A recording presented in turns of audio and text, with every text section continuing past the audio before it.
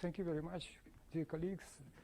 Thank you very much, organizer, for such a good meeting. Okay, I am from Krakow, Poland. It's a group, informal group. In the framework, we do mathematics, material science, physics, computations, many interesting things. And today I will say about complex analysis related to everything this. Okay, so this is an abstract which you can find. Let me skip it, and after I will explain some important thing. So the talk concerns solution actually to the Riemann-Hilbert problem for an arbitrary multiply connected domain, circular domain. So results are here, and its correct applications to fibrous composites. Well, one can imagine, for instance, the famous Poisson formula for one disk. So it will be extension of such a formula to multiply connected domain. Well, next I will discuss physics. So there are restrictions which are not important. It's sometimes it's for simplicity, sometimes it's important. I will explain if you wish. 2D stationary problems, no time. T is not time here. Okay, disks. So this is a section of fibrous composites, and section is disk. Other shapes are possible, but not too far away like for disk.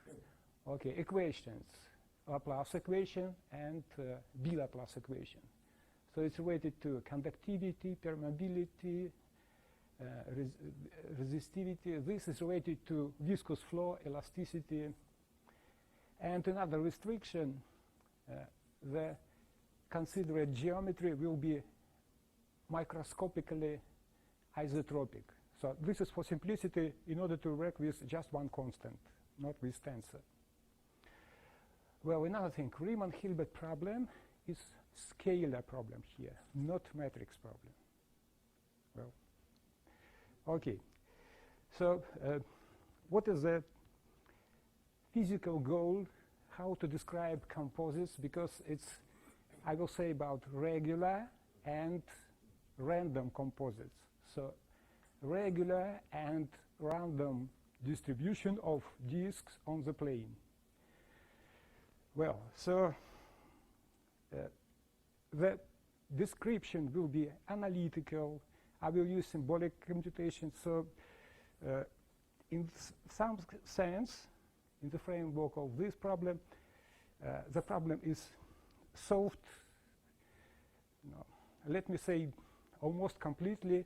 So not such completely, but because everybody can find something interesting and not investigated. But the main equation stated by Fleming will be answered. The question was, why did James Bond prefer shaken, not stirred martini with ice? Because stirred and shaken are different composites. So this is the main point, that the method is so precise that I can answer this question. Okay. So the answer is in the book.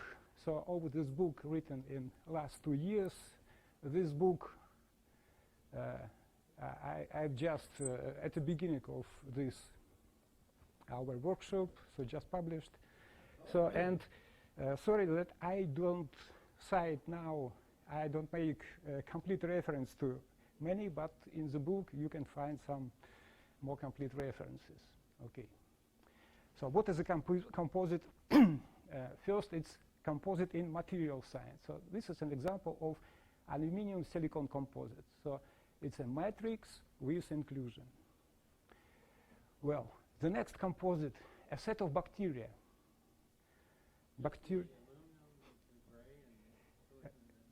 This. Yeah. So this is section of composite where aluminum inclusions are embedded in silicon.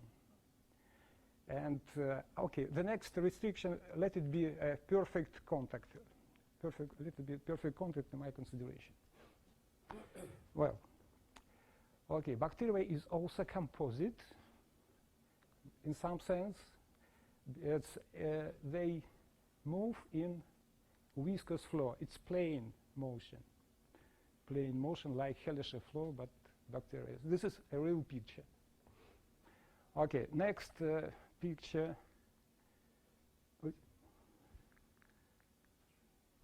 No, I don't know, maybe. Yeah. The next picture is tissue, like porous media. It's also composite with holes. And this is also composite material, skin of leopard. Because you see, you have spots, black spots on white. So it's also can be described by as a composite material, but it's rather the result of reaction diffusion equation, but actually it's possible to look from that point of view of the Riemann-Hilbert problem. Okay, but I rather go to another picture and the main point.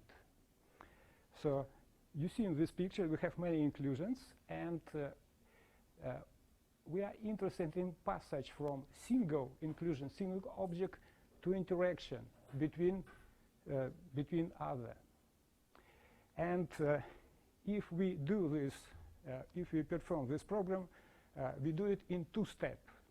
First step is consideration of n disks, that would be disk, which form a cluster.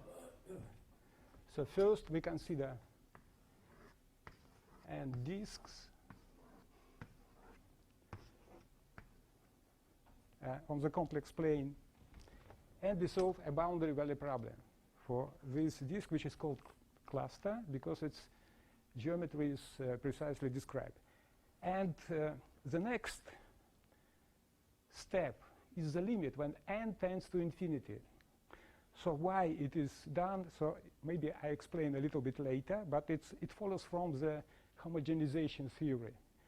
It's impossible to, from homogenization theory, to work with n, just n inclusion. So it's not so correct. It should be carefully studied.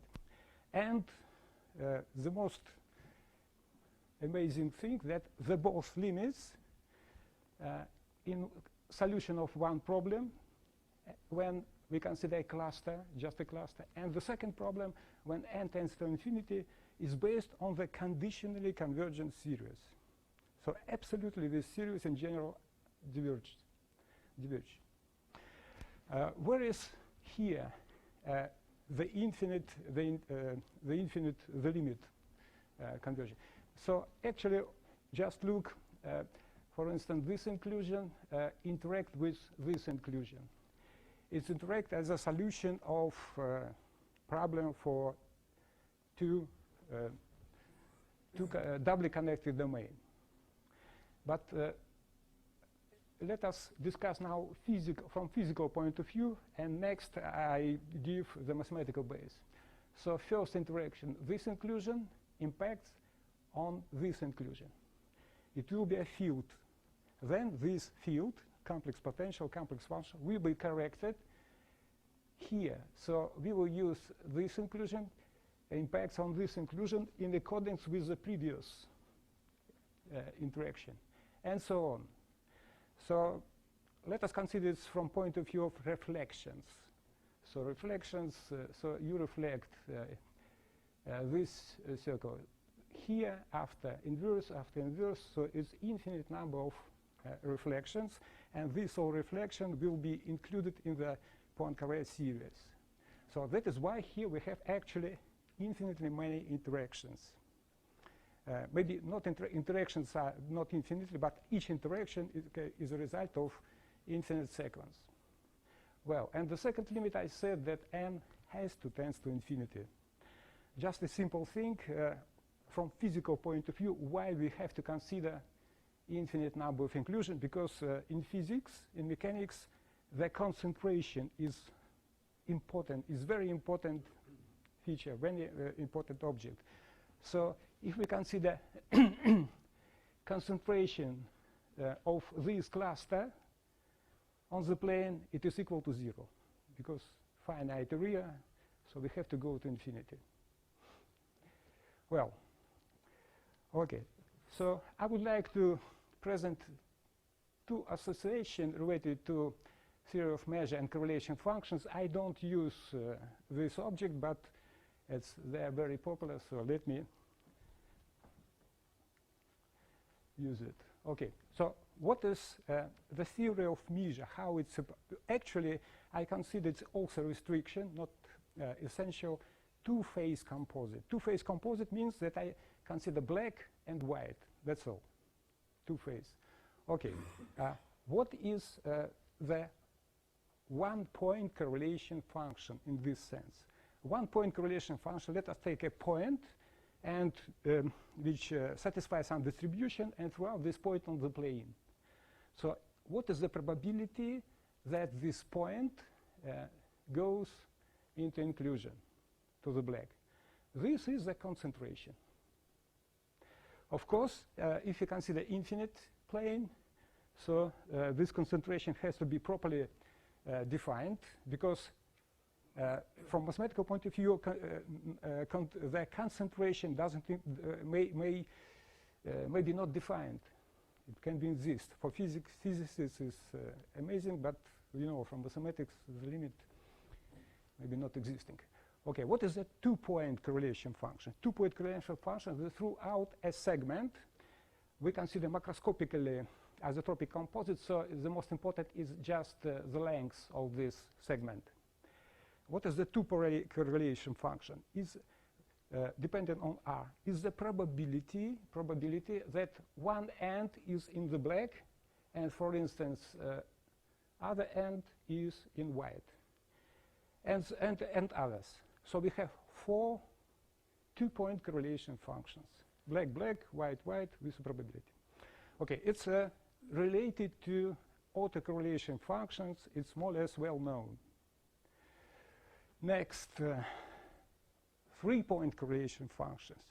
We threw out triangle with 3 sides, P, Q, R, and the probability that some vertices of triangle are in black and other maybe in black and white, and so on and so on and so on.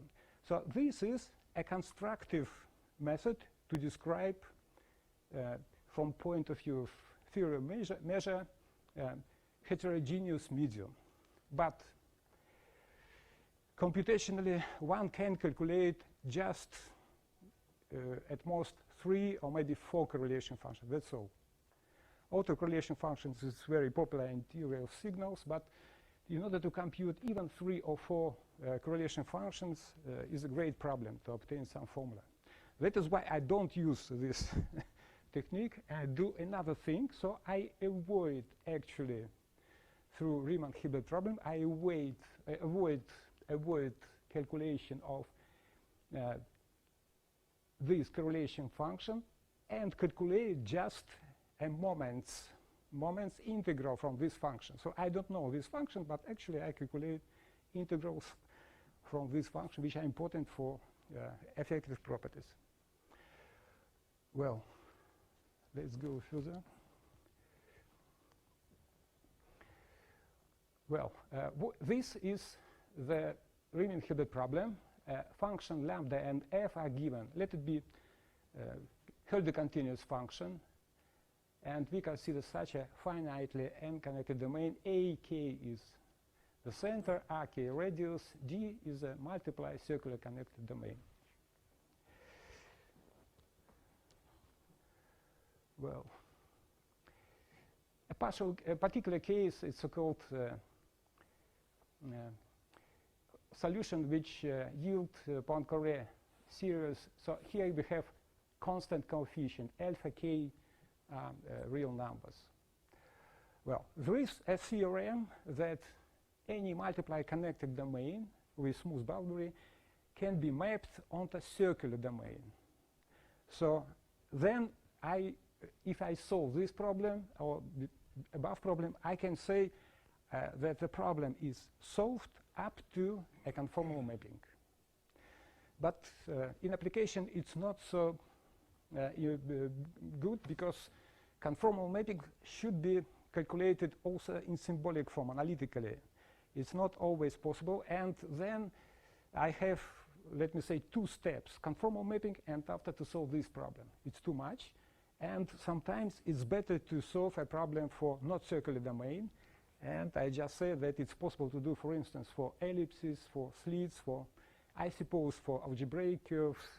It will be more effective in computations. Okay, but this Riemann-Hilbert problem is solved through the R-linear problem. R-linear problem is an R-linear problem in the theory of composites. What is the problem? So we have the same designation, dk disks. In this case, it may be just a curve Lk.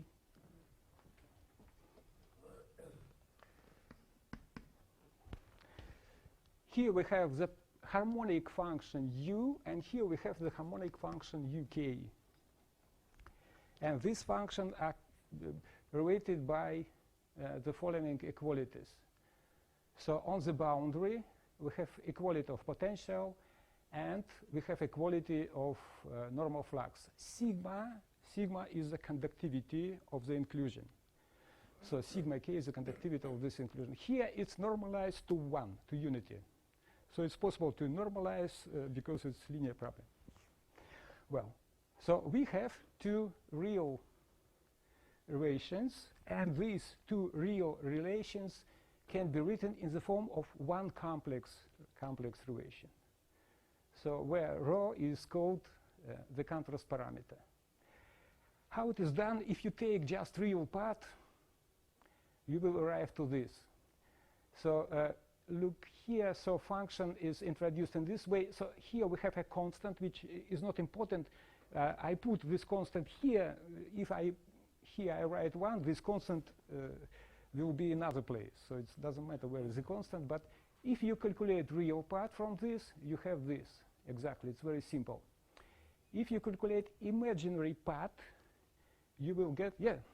Sorry, so just to make sure I understand, the LKs are the boundaries of... Yes, it's a boundary of inclusion. And is it a finite number of disks? It's, what? Is it a finite number of disks? Finite. Now it's not disk, it just smoothed. Well, in each curve we have such a condition because we different. Okay, sigma is associated to inclusion, so it's a property of inclusion, sigma k. And here we have property 1. Its property is conductivity. Well, if you calculate imaginary part, we have a relation with imaginary parts. And using Cauchy-Riemann condition, it's possible to go to this. So actually, this problem up to a constant, this problem and this are equivalent. Why I say this R-linear problem, maybe I show later, I don't know why. Inversely, let us consider the case when contrast parameter is equal to 1.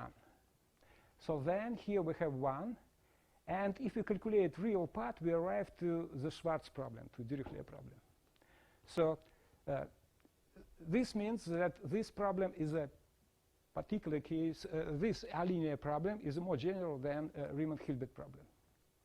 In general, it was noted that if this coefficient had the continuous function satisfy at the same this condition, then it's possible to reduce to this function. It's like this, computation like this. It's possible to do.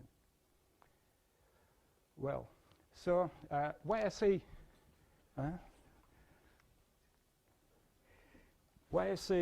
R-linear. So let us look at this. Okay, thank you very much. So it's a relation like this. W is equal A z plus B z conjugate. So that is why I say R-linear condition, because these functions are related to such are linear conditions. So from point of view of Riemann-Hilbert problem, for instance, matrix problem is C-linear problem. Yeah? Yeah. Yeah? I just a little bit confused. So what is our goal? Is to solve linear problem or to solve R-linear problem? And R-linear problem includes Riemann-Hilbert. So if I solve this problem, as a particular case, I solve Riemann-Hilbert problem. And which problem appears from your physical setting? Okay, so Riemann-Hilbert problem is a problem for holes, material, or maybe perfect conductors. And R-linear problem is a problem of composites. You have inclusion from other materials. And then you have an ideal contact between components of these materials. So formally it's much more complicated, R-linear problem, but I have first to reduce Riemann-Hilbert problem to R-linear problem, more complicated, solve this, but it just looks more complicated. So this is the way. So Riemann-Hilbert problem is a limit case of composites when you have solved. So the original, it is R-linear problem. Yes. Yeah. There are some details related to single-valued functions, but it's possible to work out. Okay. So it's possible to write in terms of complex flux from the derivative. It will be another similar form. Okay. So first, for general case, it's possible to apply so-called alternating method of Schwarz. Michling called generalized method of Schwarz. This method is known in its classical method. You solve the problem, for instance, for this domain. Artificially, let us consider for one domain another, and after do alternating method. It's another case. It's frequently used in numerics when here we have an interface. And this is exactly what I want. And in this case, Michling tried to prove convergence, but didn't prove. So alternating method in classical form convergence, but in this form it wasn't known. Okay, so it's possible to prove the convergence by the following way. So apply the Cauchy integral operator to this problem, and let us take constant coefficient. So apply the function phi disappear, or maybe takes the poles at infinity in the function f, and write this in the following form. Here we take just Lk, and here others. Integral operator is applied to all the counter, but after artificially let us write Lk here. Z belongs to the domain, interior domain, so it's Cauchy integral. And what is the alternating Schwarz method, generalized method? It's a successive, not successive, it's iterations for this integral equation. That's all. So let us take this as known function, and in 0 step, then actually we solve problem. You see here just phi k, that's all. So we solve problem for one inclusion. So after we see what is going on the second inclusion, and take the next iteration, substitute here, so we correct this, and go to other. So this is each iteration is not direct iteration. It's not written phi k is equal to, no. We have to solve this problem for one inclusion with known this approximation. So, and this is integral presentation of the alternating method of Schwarz.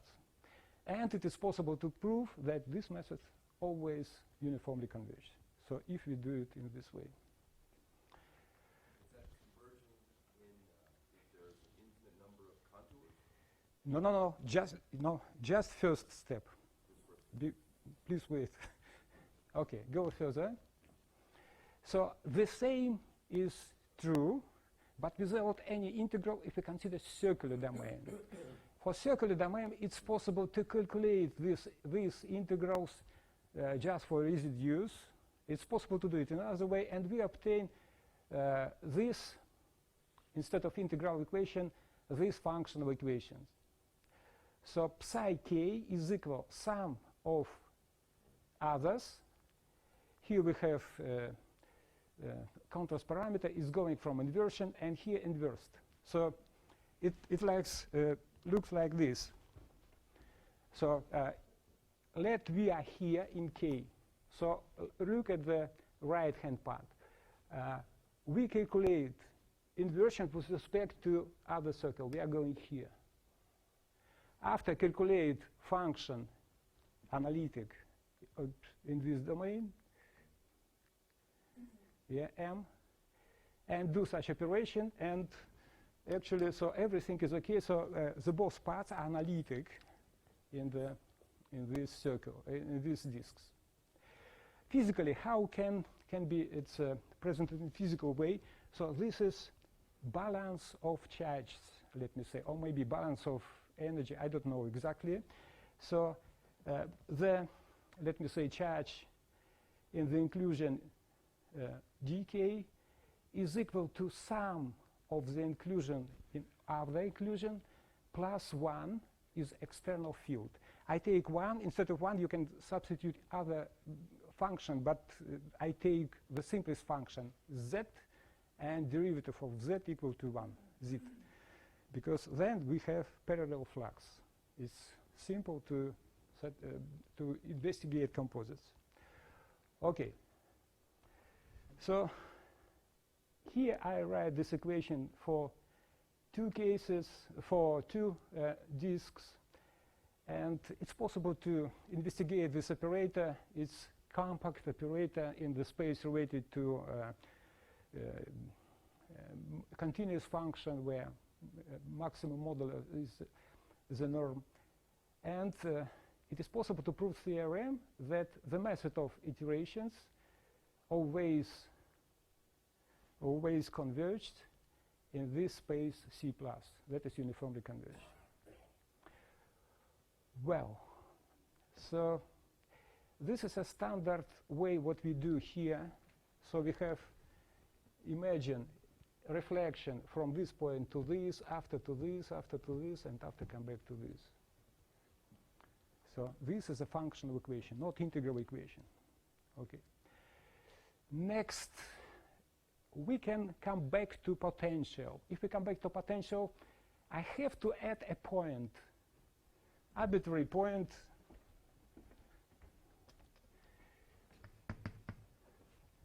not infinite. Yeah?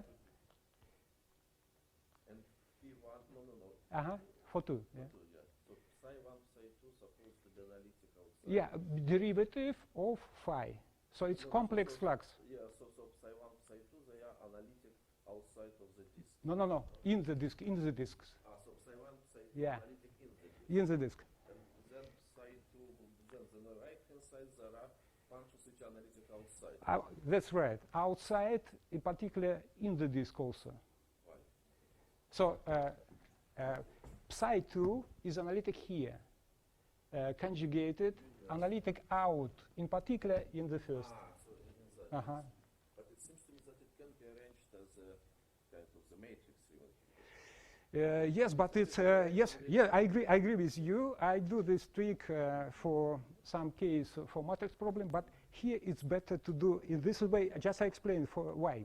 Because if you take in such a form, it's better to think that we have one function, not vector function, analytic in this not connected domain.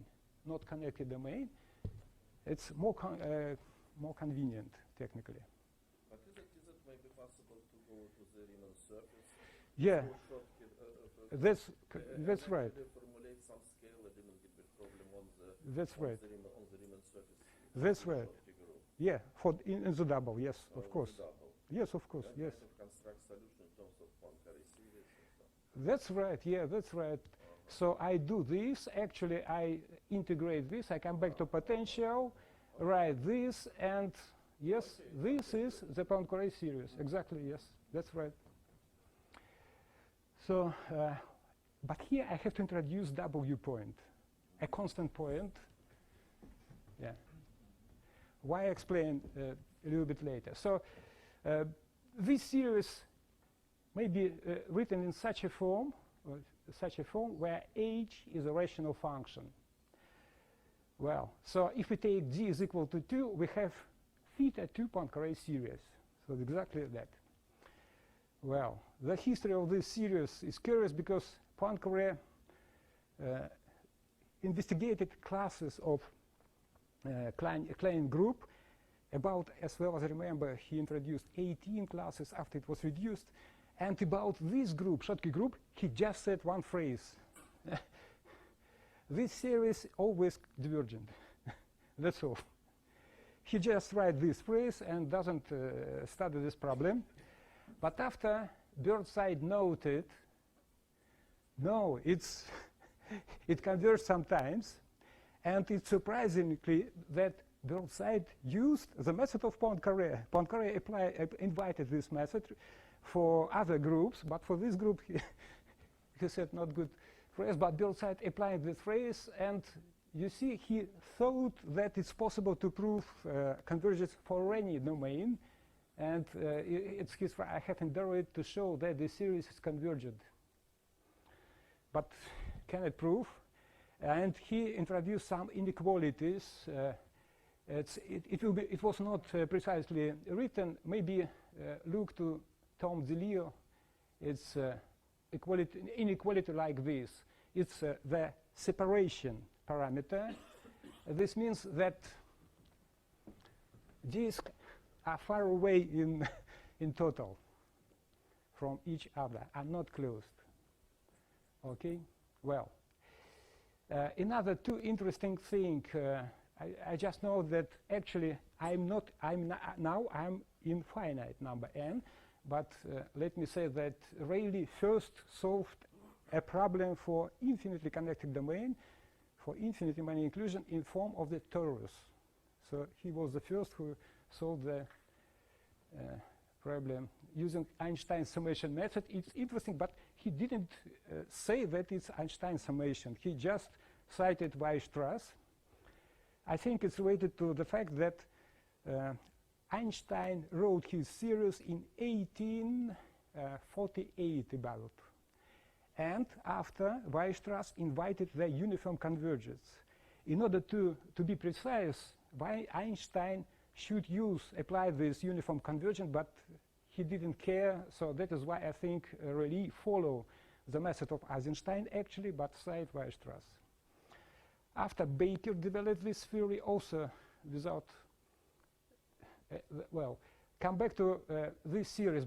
It was opinion that it's, let us prove this, but merely constructing an example when this series is absolutely divergent. So then it was thought, okay, let us find condition when this series divergent, when it is convergent. So this problem was solved finally by Akademia, and they constructed 4 connected domains. 3 connected domains, we always, by Schottky, we have always absolutely convergent series, and Akademia constructed example for absolutely divergent series. And now it was like the finish, but I proved that this series is always uniformly convergent. So this is a different mathematical analysis between absolute and uniform convergence. Thus, it's surprisingly, this series always uniformly convergent, not always absolutely convergent. This is the point. Now I explained in the simple example why I take here this W point. So let us, this example is not concerned Poincare series, it's just for illustration the essence of case. So let us take this series, yeah, convergent, and integrate from W to Z. If we take W infinite point, we arrive at the divergent series. So, and surprisingly, when Michelin considered alternative method of Schwarz, it's possible to take any points, not infinity, but he took infinity, because in complex analysis, if you want to take something, you take 0 infinity. He took infinity, and it was not lucky example. Well, okay, so this is the explanation why it is so. Well, so the Poincare series converge and solve the problem even we have touching. It's also possible to justify. There is another alternating method related to series, Taylor series. So what we do, present function like a Taylor series, it's in one disk, re-expand this function in the same series, and we have an infinite system of linear algebraic equation. So many people do this. So it's in order to construct, it's possible to construct using infinite system of linear algebraic equation. And here I have to say, well, so I can sometimes it's alternative way. No, I think it's just discrete form of functional equations. So continuous series, that's all. And why this series not always work, I will show you after. It's related to gap problem. Well, functional equation is better because it's possible to change the order of summation and to propose a fast summation, a fast method, not discussed here. Okay, the same can be repeated for elasticity problem. So now instead of R linear condition, we have two pairs of analytic function, phi k, ck analytic in the disk, phi and psi, no, almost analytic, linear. It's external fit at infinity. It's analytic. It's gamma. It's related to rotation, analytic. So it's possible to reduce also this problem, more complicated way, to a system of functional differential equation. Differential, I add differential because we have derivatives here. Well, so this is contrast parameter. Here we have actually two independent contrast parameter. Gamma b are given constant, q are constant, which should be calculated like this. Okay, it's possible to solve this problem, and okay, let's go to physics. The second step, let n tends to infinity. Well, so it's important in the previous case that I have got formulas with n in symbolic form. It's not numerical, n symbolic, because I have to go to infinity, n tends to infinity. What's about composite materials? Here we have a cell, and let me shortly say from point of view of random materials, what is follows from the general theory of homogenization. It's possible to consider boundary problem, but then boundary condition will impact on the effective constant, so it's not convenient. And actually, harmonization theory proves, the main theorem, that the effective constant doesn't depend on the boundary conditions. So if n, let me say n, in the harmonization theory we have epsilon, this is the same, epsilon to 0 and to infinity. So we have effective constant. Well, so next, why we consider cell and double periodic? Actually, it is considered in composites so-called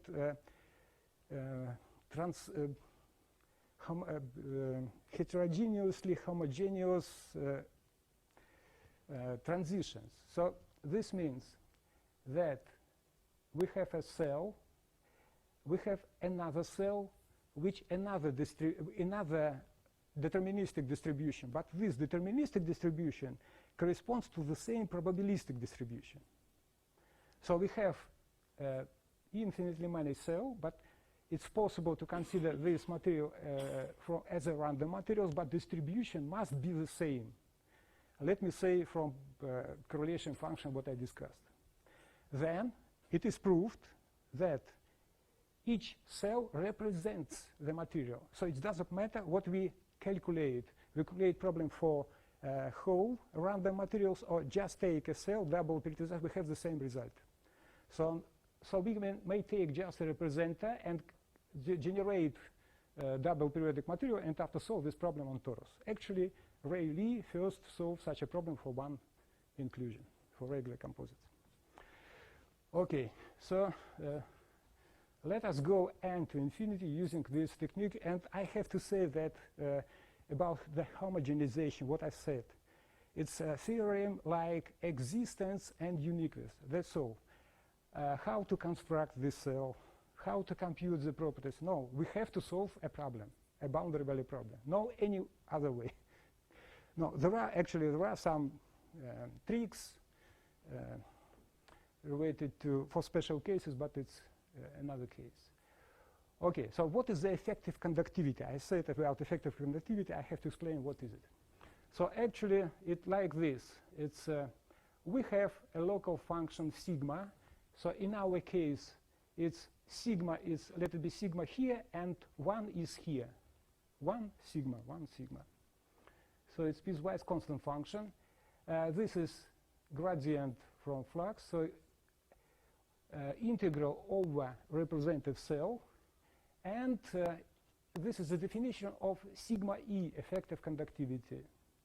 So here it's written for macroscopically isotropic material. If it is anisotropic, then here it's tensor. Then instead of one formula, I have many formulae, but it's not so important.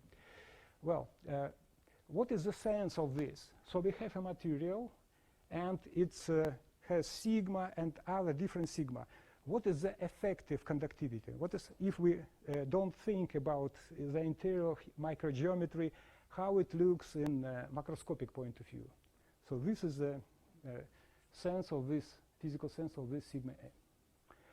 So this is one of the formula. It's possible to write another equivalent formulas. And if I use functional equations, I can derive the following formula. Effective conductivity is equal to 1, that is here, and a perturbation. So sum of the integral. If we have circular inclusion, that this integral can be calculated by mean value theorem. And if all radials are equal, it's better to introduce like this.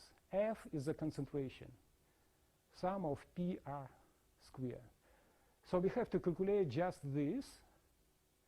Then it will be effective conductivity. Rho is a contrast parameter, is physics. F is a concentration. So in the simplest case, if we take psi k, I don't come back to functional equation, but zero approximation in just 1. I take 1 as a simple external field. So if I substitute here 1, I have the formula. I have the formula 1 plus 2 rho f. So it's simple, yeah? Physics like to write this formula in such a form.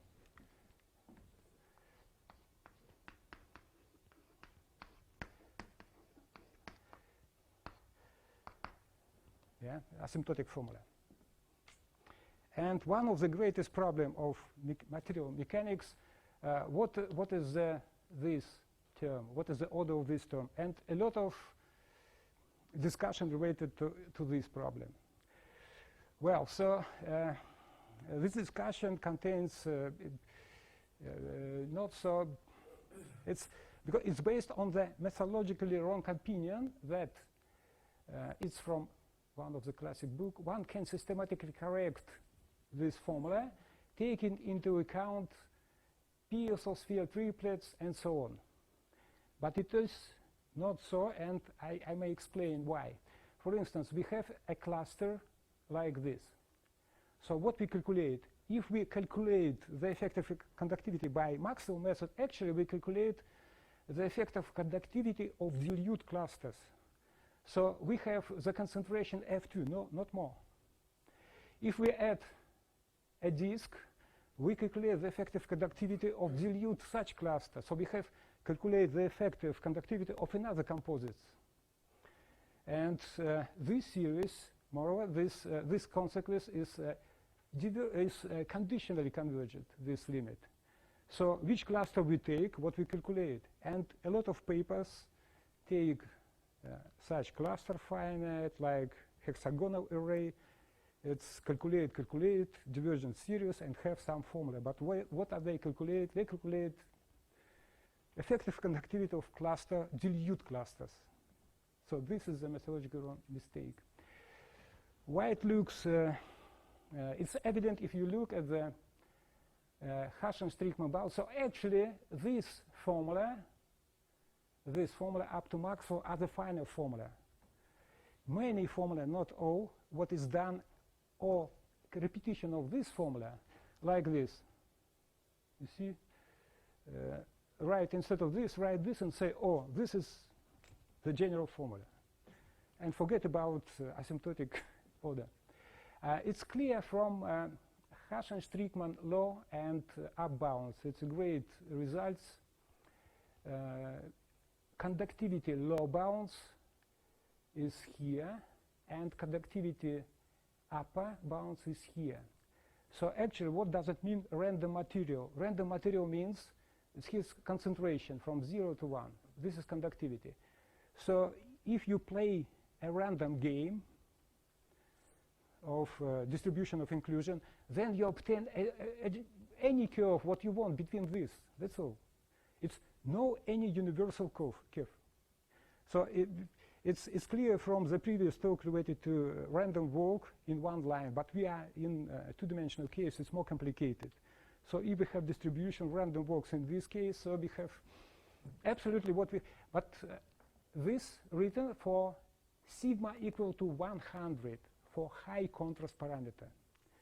Now if I take for sigma 2, you see low and upper bounds almost coincide. And many people take like this. So it's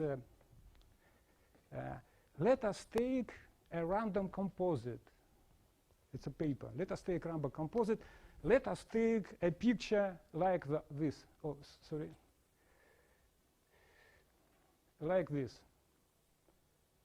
Just special picture. Then apply finite elements by apply cluster method. And we write something. But the life is much more complicated. Yeah. If we play some games, we have to take, and after there are you see justification. Oh, let us take this. You see, it's great. Of course, if you consider such a case, low contrast parameter or low contrast, low concentration, just one formula is valid. This. That's all. You take one formula and forget about other computation. But if you need like this is important from percolation, because it's, if you have closed, you have percolation and it goes to infinity, then this is the most interesting thing, important.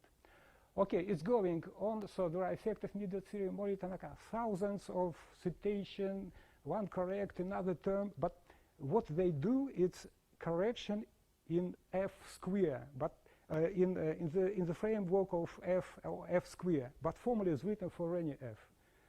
So it's like this, including the famous formula Jeffrey. So it's also wrong. So it's, well, what is the problem? How to solve this problem properly? We have to consider,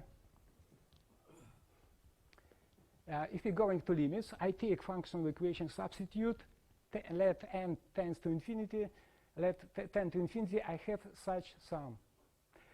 So if we have just lattice, we have the famous sum by Rayleigh. This sum is conditionally convergent, conditionally, because here we have two. It's like in one plane we have 1 divided by n square convergent, but in the plane 2 is divergent, absolute, and convergent becomes from 3. For elasticity, we have also such a conditionally convergent series. Well, so how to compute this series? So not like engineers, but I have to say that who works in statistical physics, they do it very, very well. So it's well, but in material science, I see it's disaster. They do and do calculate divergent series. So there are two summations So it's a symmetric summation. Let me say Maxwell summation. Well, here, Maxwell summation. And this is iterated summation. It's called Eisenstein summation.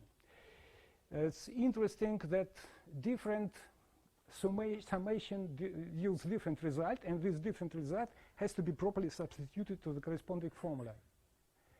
And this is the greatest result by Rayleigh, S2 is equal to pi. And for elasticity, we calculate that it's hexagonal rates pi divided by 2.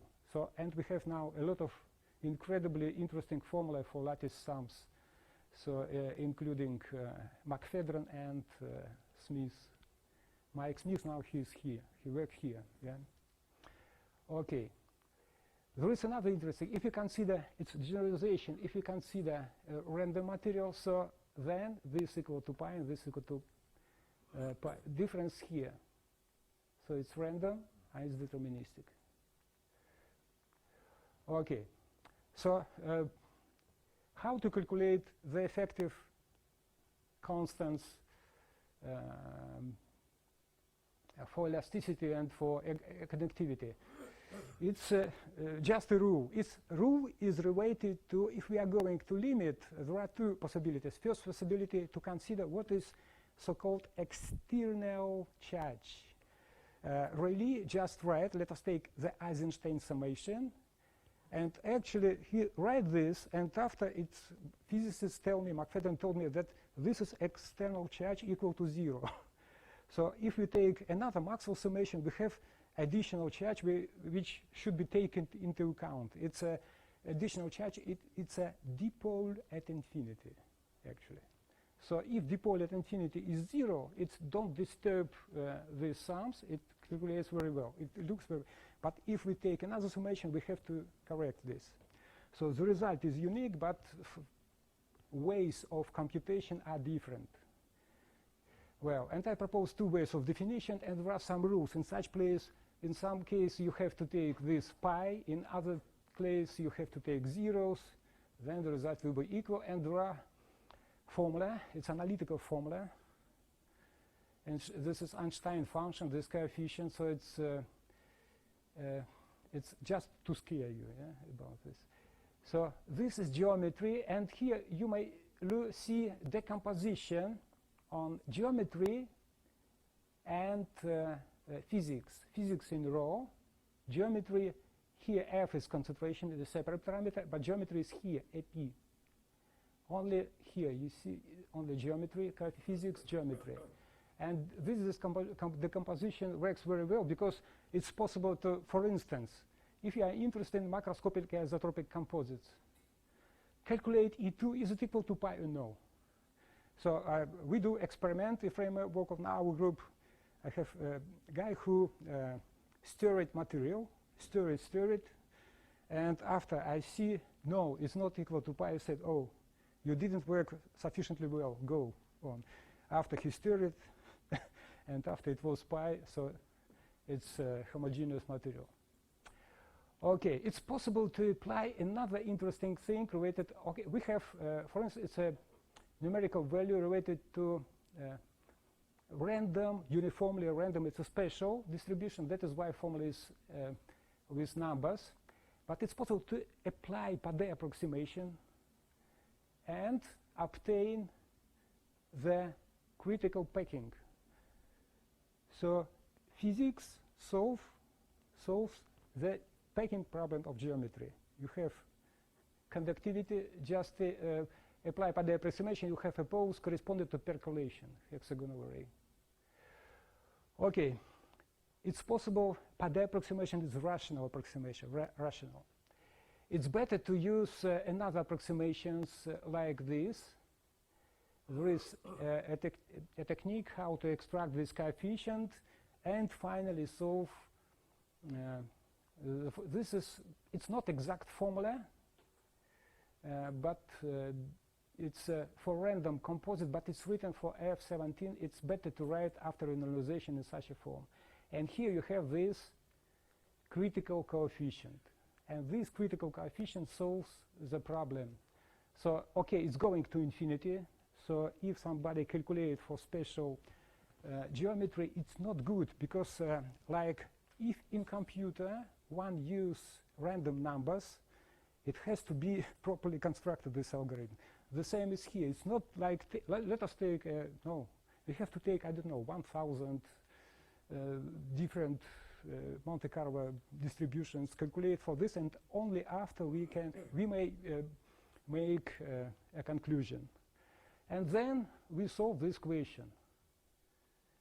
This is the critical power, S, and this is the time, let me say, steps of random walk. So it's like in plane, it's random walk, it's realization dependent on protocol. So there is dependence on protocol, how it random walks. And you see, so with time, this is for regular composites, 0, 5, it's known result from by Keller. And this case is like shaking martini. And this is stirred martini. After, it's a straight line. It's perfectly stirred. Okay, so it's possible to just show you, just to you see for, so this is formula, exact formula. It's not exact, high order formula. This formula was known up to this term. This term were not known or not properly written before because of convergence. So actually we have this asymptotic, and it's in the bounds is formula for bulk modulus. So it just to scare you a little bit. And it's possible in the limit goes to viscosity, because the limit of elasticity is viscosity, and you have this formula. You see here we have coefficients which are valid for Renyi distribution, and this distribution, this coefficient calculated with respect to this special distribution. So this is the effective viscosity, two-dimensional viscosity. Okay, it's possible to apply it to bacteria and to prove that bacteria are clever, are not chaotic behavior of bacteria by these sums. But it's a separate equation. Maybe I skip it, and thank you for attention.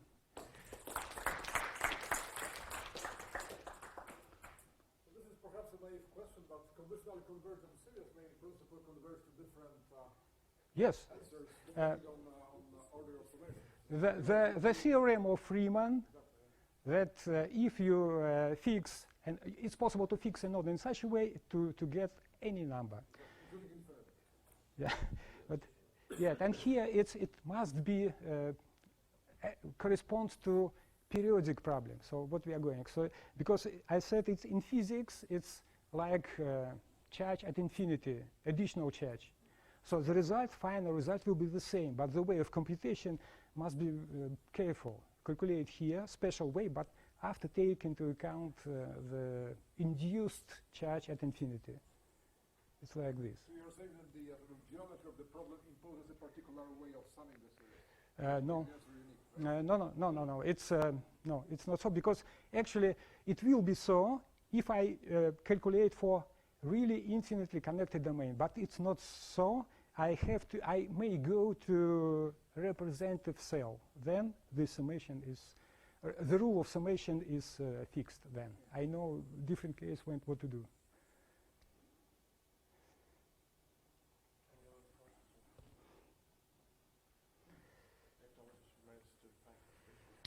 Thank you very much.